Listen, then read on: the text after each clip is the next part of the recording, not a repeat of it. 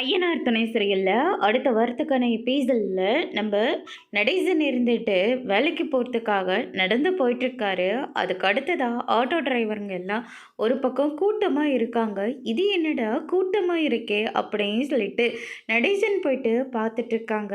என்னாச்சு அப்படின்னு சொல்லிட்டு கேட்கவும், என் வண்டியில் ஒரு பொண்ணு சவாரிக்காக வந்தது, ஆனால் மறந்து இந்த லேப்டாப்பை என்னோட வண்டியிலே விட்டுட்டு போயிடுச்சு. எனக்கு என்ன செய்கிறதுனே தெரியல அப்படின்ற மாதிரி சொல்லிடுறாங்க.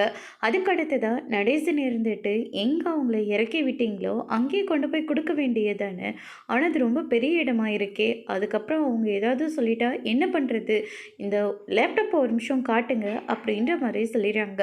அதுக்கு அடுத்ததாக நடேசன் இருந்துட்டு இந்த லேப்டாப்பு நம்ம நிலாவது மாதிரி இருக்கே, இதைத்தானே காலையில் அது எடுத்துகிட்டு போச்சு அப்படின்னு சொல்லிட்டு நடேசன் ஒரு பக்கம் யோசிச்சு பார்க்குறாங்க. ஆமாம், எந்த இடத்துல ஆஃபீஸ்ன்னு சொன்னீங்க அப்படின்னு சொல்லிட்டு கேட்கவும், அதுக்கு அடுத்ததாக அந்த இடம் எங்கே இருக்கோ அந்த இடத்த வந்து சொல்லிடுறாங்க.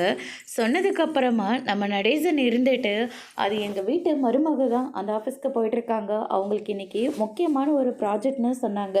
ஒருவேளை அந்த ப்ராஜெக்ட் டென்ஷனில் கூட மருந்து விட்டுட்டு போயிருக்கலாம், நான் போய் கொண்டு போய் கொடுத்துட்றேன், இல்லாட்டி நீங்களே என் கூட வாங்க அப்படின்ற மாதிரி சொல்லிடுறாங்க.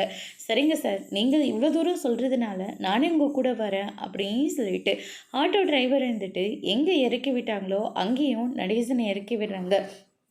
அதுக்கு அடுத்ததான் நடேசன் இருந்துட்டு நிலாவை வெளியே வந்து வர சொல்லி லேப்டாப்பாக கையில் கொடுக்குறாங்க.